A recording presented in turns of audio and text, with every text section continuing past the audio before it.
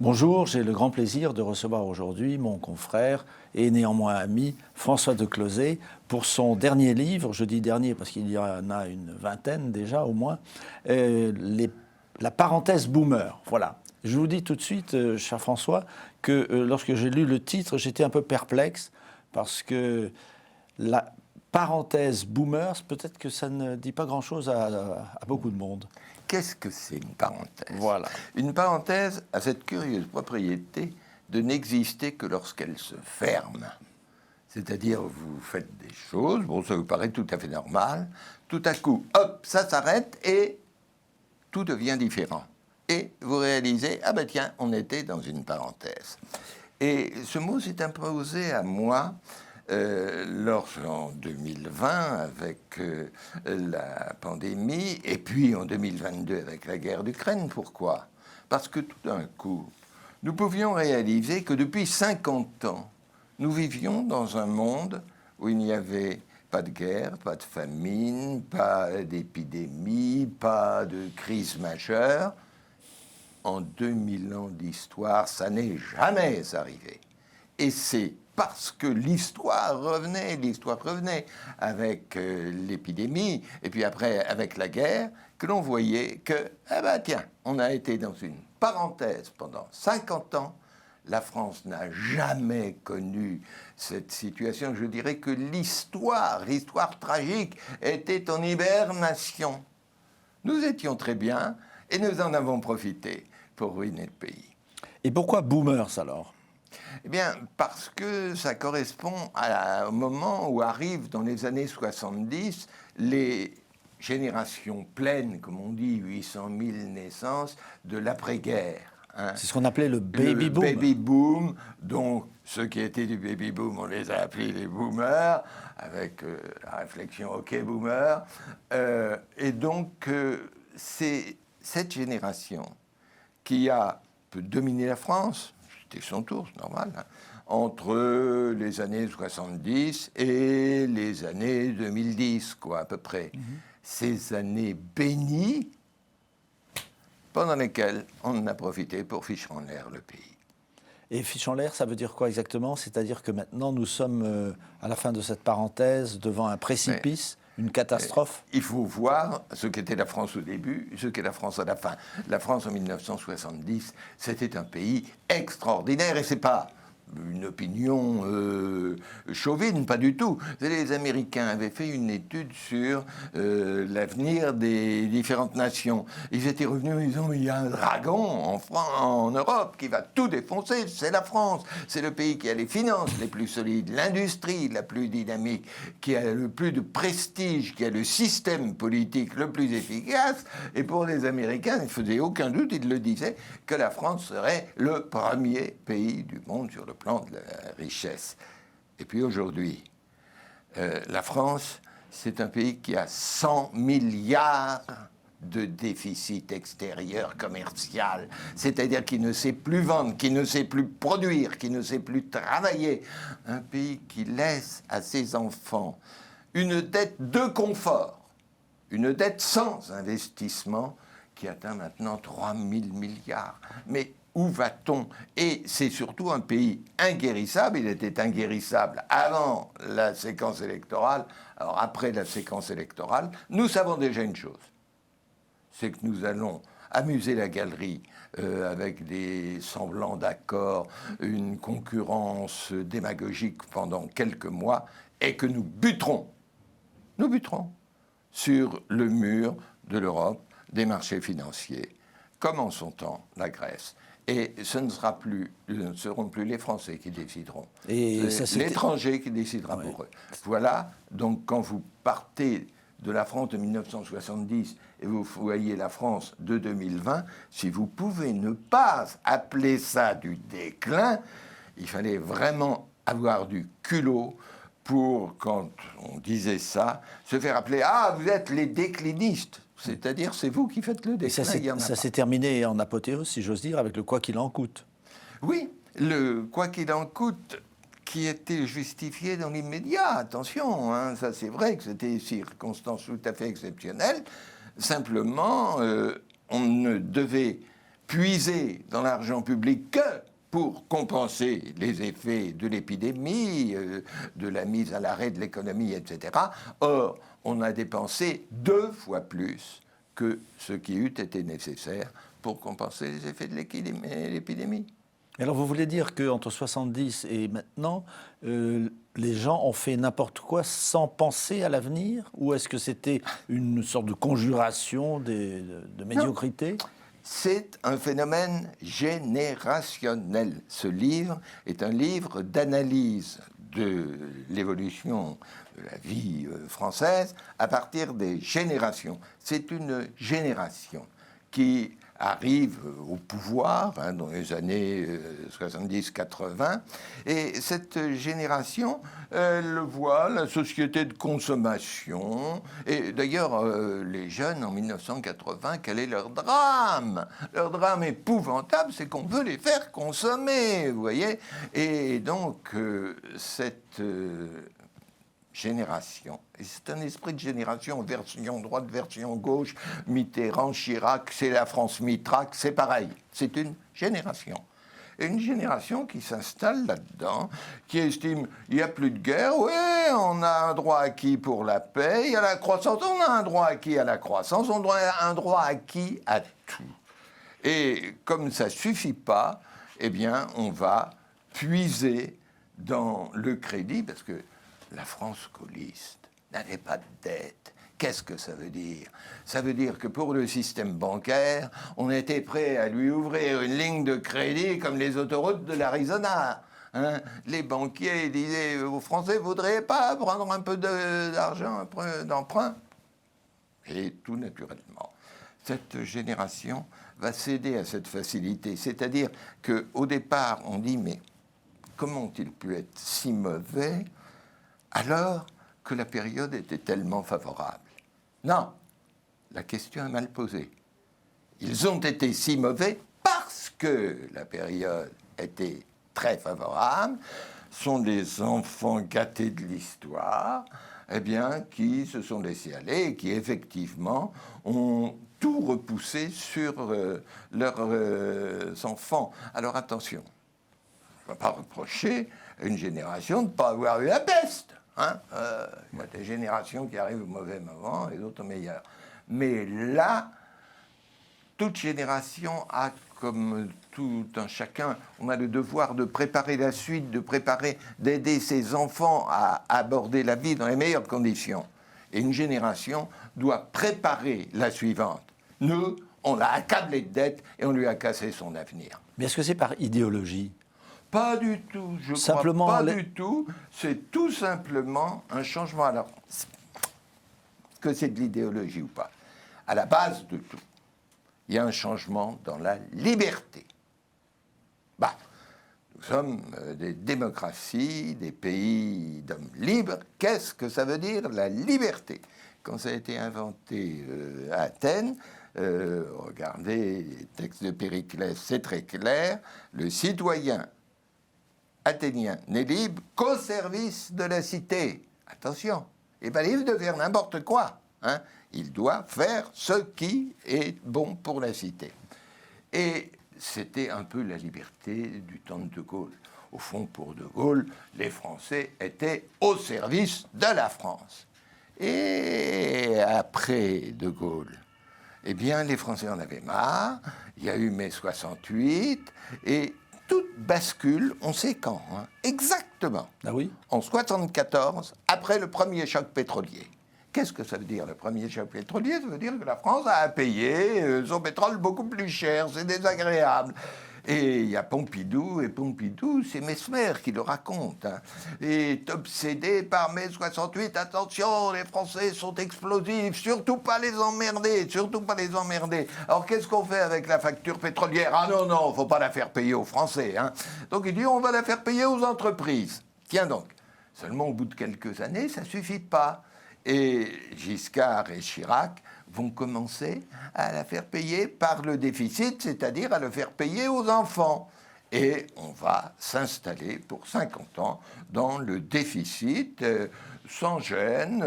On décide, ce qu'il y a d'extrêmement scandaleux, c'est que de ce déficit, c'est par exemple un déficit social, c'est-à-dire sur les dépenses de l'État-providence.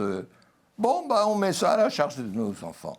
Enfin, c'est une honte, parce qu'il est très légitime de faire des dettes pour investir. Hein, on a fait des dettes pour construire les centrales nucléaires, et puis on a eu l'électricité des centrales nucléaires, on remboursait. Ça, c'est très bien, c'est la préparation de l'avenir. Mais depuis que la France s'endette, le pourcentage des investissements publics s'est réduit. C'est-à-dire, c'est une dette de confort, c'est une dette qui n'apporte rien à nos enfants que la nécessité de rembourser. Les dépenses courantes sont payées par l'emprunt, ce qui est quand même absolument... Absolument, l'emprunt est devenu une ressource budgétaire parmi d'autres. Et c'est la droite comme la gauche, ils l'ont tous fait. Et Macron, qui n'est ni droite ni gauche, c'est pareil. Alors ce que vous mettez en avant, de façon très impressionnante, c'est le problème gravissime du vieillissement de la population. Ça, c'est l'essentiel. Nous sommes une société du vieillissement. Ça n'a jamais existé. Alors, jamais. C'est-à-dire, avant, tout. On ne vieillissait pas, ou comment ça se passe? Avant, en 1945, on mourait la soixantaine venue. Hein, on vivait 61, 62, 63 ans. Qui ferait cette émission, alors? On ne serait plus là, bien sûr, on n'avait pas notre place. Et donc, la société s'organisait autour des enfants, des adolescents, des adultes, et quelques vieux qui étaient par là, qui ne faisaient même pas une catégorie sociale.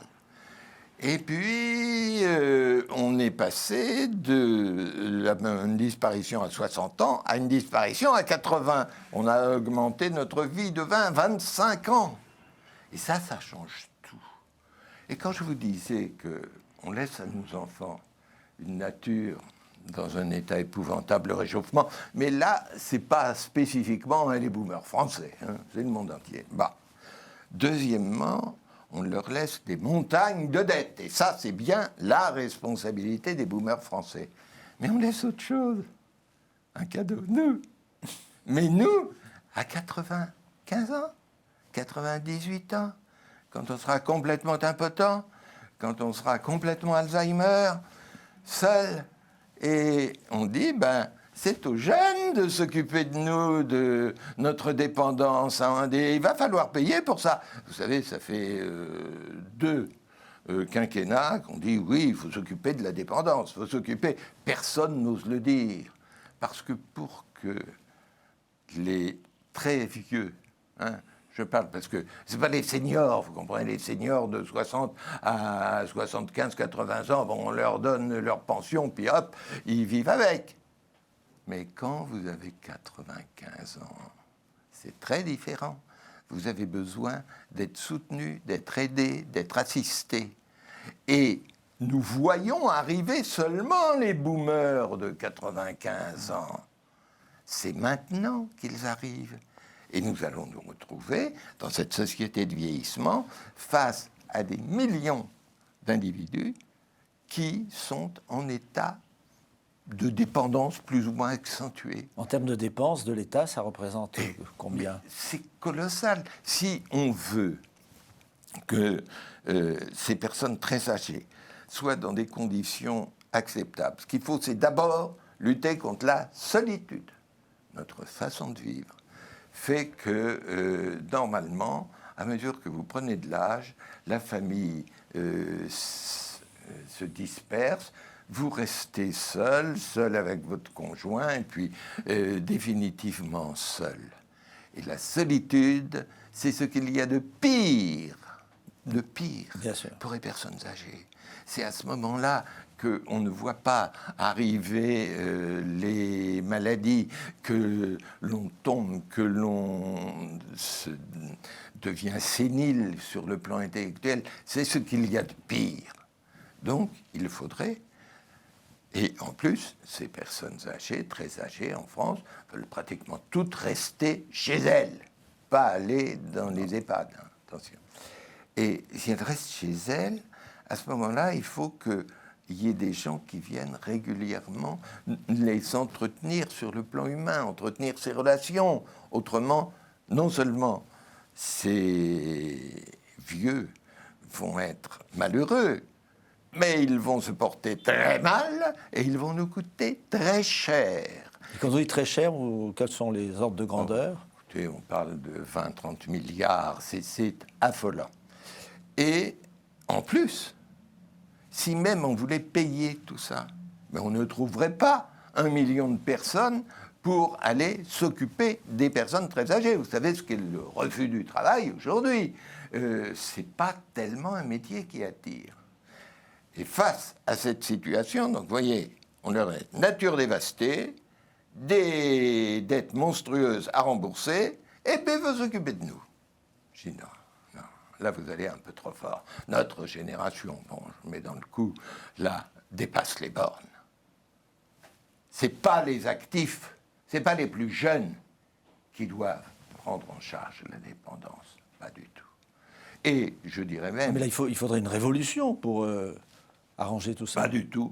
Il faut simplement décider qu'à 60 ans, quand on n'a pas fait, si on est ouvrier, c'est la retraite à 60 ans, hein, si ouvrier, tous les métiers pénibles, il n'y a pas de problème là-dessus.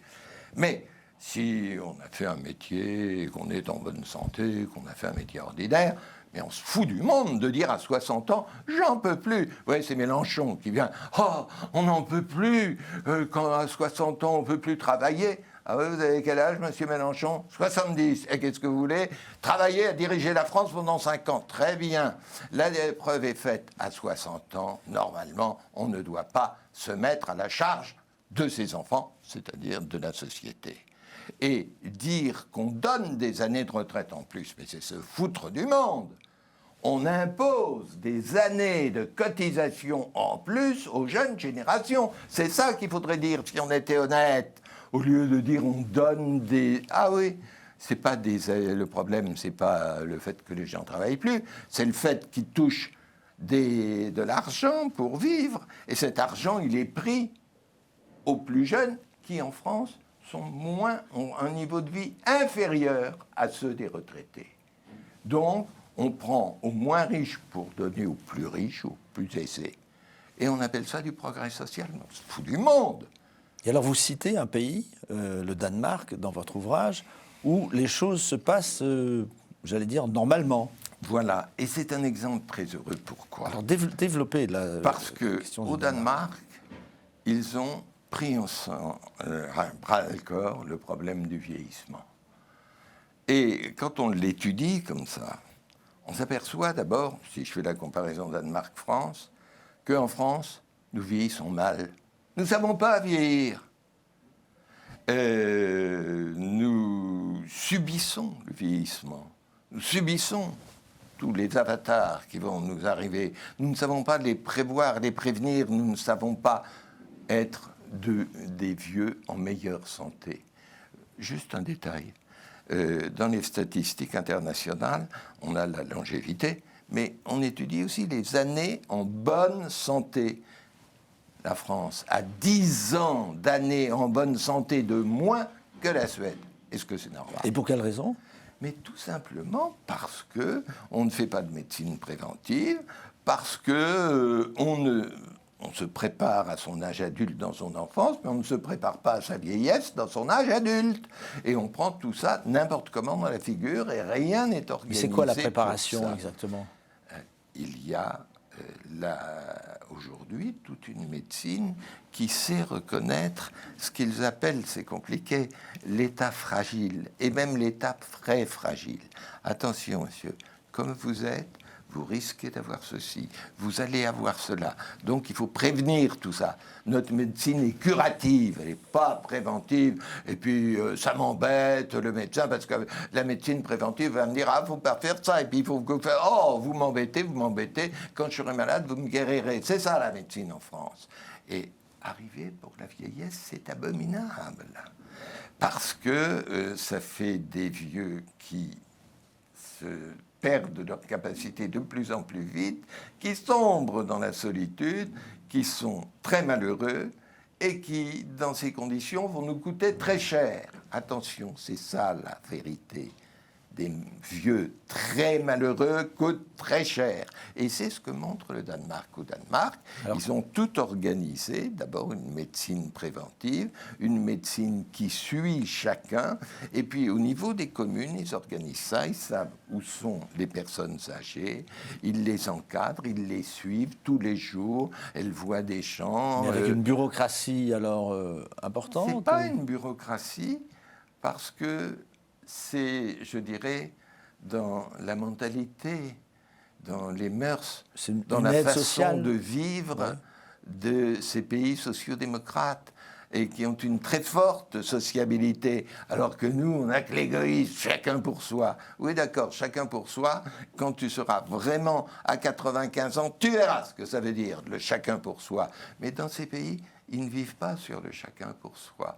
Et donc, ce qu'il y a de très important, c'est que non seulement au Danemark, les personnes très âgées avec leurs déambulateurs sont partout présentes, qu'il n'y en a jamais qui sont toutes seules dans leur coin à entrevoir quelqu'un qui vient leur faire une piqûre une fois par jour. Non, elles sont assimilés dans la société, intégrés, et en particulier, on apprend aux gens à récupérer les aptitudes qu'ils perdent, parce que, par exemple, maman, ils ne savent plus faire la cuisine. Ben, on leur réapprend, tandis qu'en France, on les envoie en EHPAD. Non, on veut faire en sorte que les gens vieillissent le plus heureux possible, le moins possible. On a fait l'effort. Et vous savez le résultat, c'est que, alors qu'en France, Dieu sait, les dépenses de vieillesse sont supérieures à ce qu'elles sont dans tous les pays comparables, on estime qu'on doit dépenser près de 4% de points de PIB en plus que la moyenne des pays comparables. C'est quand même près de 100 milliards, c'est quelque chose. Et tout ça pour ce résultat qu'on a vu... Moins bon qu'on a vu dans le film, dans le livre Les Fossoyeurs, enfin ce scandale des EHPAD, etc. Eh bien, eux, qui ont des personnes très âgées, qui sont beaucoup plus heureuses, ils équilibrent leur système financier. Parce que d'abord, évidemment, ce sont des gens civilisés, ils prennent leur retraite vers 67 ans. Ils ne prennent pas leur retraite à 60 ans. Ils ne se mettent pas à 60 ans sur le dos de leurs enfants. Et ils s'occupent des vieux jusqu'au bout. Et à l'arrivée, eh bien, ils ne font pas de dette. Ils ne se permettent pas, ces pays sociodémocrates ne permettent pas que les régimes sociaux soient en déficit. Donc, vous voyez, ce que j'ai découvert en faisant cette enquête, c'est que si on prend en charge les personnes très âgées, et ceux qui doivent les prendre en charge, ce sont les seniors, c'est-à-dire ce sont les gens qui aujourd'hui prennent leur retraite à 60 ans sans aucune justification, qui doivent faire un travail auprès des plus âgés, un travail dont ils profiteront à leur tour dans les années suivantes. Mais on ne doit pas demander ça aux jeunes. On leur a déjà demandé de rembourser nos dettes, ça va bien comme ça. Notre vieillesse, d'ores et déjà, leur coûte plus cher que dans tous les autres pays. Et juste un détail. Quelqu'un qui est né dans les années 50, quand, on le fait mourir statistiquement, vers 85 ans, il aura au cours de sa vie touché 2 fois plus sous forme de retraite qu'il n'aura payé sous forme de cotisation. Incroyable. Et si vous avez 20 ans aujourd'hui, ce sera sans doute le contraire. Et ça, ce n'est plus supportable. Il faut dire la vérité. Et donc, d'un mot, il suffit de dire, c'est à chacun de choisir sa vieillesse. Ou bien, vous dites, je travaille jusqu'au bout, jusqu'à 67 ans, je sais quoi. Mais ce qui veut dire qu'on invente le travail, parce qu'on ne fait pas au-delà de 60 ans le même travail qu'avant. Il faut tout réinventer, on a beaucoup de choses à faire. Ou bien, je dis, non, moi, je veux partir à 60 ans. Ah, vous voulez partir à 60 ans. Alors là, vous avez 2 possibilités. Ou bien, vous acceptez de faire un travail, pas 35 heures par semaine, peut-être 10 heures avant, pour aller aider notamment les personnes âgées, et vous touchez votre pension, pas de problème. Ou bien vous dites, non, moi je voulais rien faire, à 60 ans vous voulez vous tourner les pouces, alors bon, vous gagnerez moins, il faudra vous débrouiller avec un peu moins. Et ça me paraît tout à fait normal, et c'est la liberté de choisir pour chacun, et c'est surtout la réconciliation des générations, parce que si on continue comme ça, jusqu'à présent, les jeunes ne nous reprochent qu'une chose, c'est d'avoir dévasté la nature.